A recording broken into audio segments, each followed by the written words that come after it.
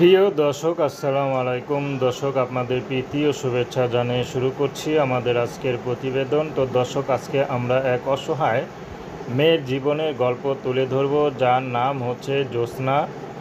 জ্যোৎস্নার বিয়ে শাদী হয়নি। জ্যোৎস্নার মাদ্রাসায় পড়াশোনা করেছিল, কিন্তু বেশি দূর করতে পারেনি।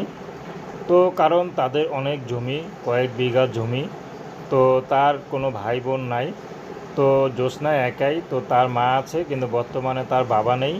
তো তার নামে যে জমিগুলো আছে, তো সেটা তার চাচারা, বাবারা মারা যাওয়ার পর চাচারা দখলে নিয়ে নেয়। তো জ্যোৎস্নারা এখন সব থাকতো নিঃস্ব।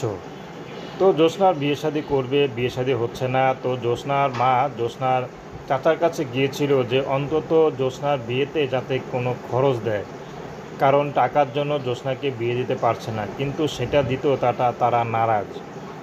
তো জ্যোৎস্না এখন বাধ্য হয়ে তার বান্ধবীর কথায় ইউটিউবে এসেছেন।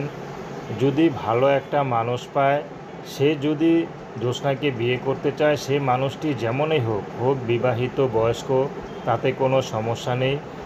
যদি জ্যোৎস্না সেই জমিগুলো দখল থেকে ছাড়িয়ে নিতে পারে, তাহলে জ্যোৎস্না সেই জায়গা জমি সব কিছু তার স্বামীকে লিখে দিবে। তো জ্যোৎস্নার একটি কথা, কিন্তু সারা জীবন জ্যোৎস্নার পাশে থাকতে হবে।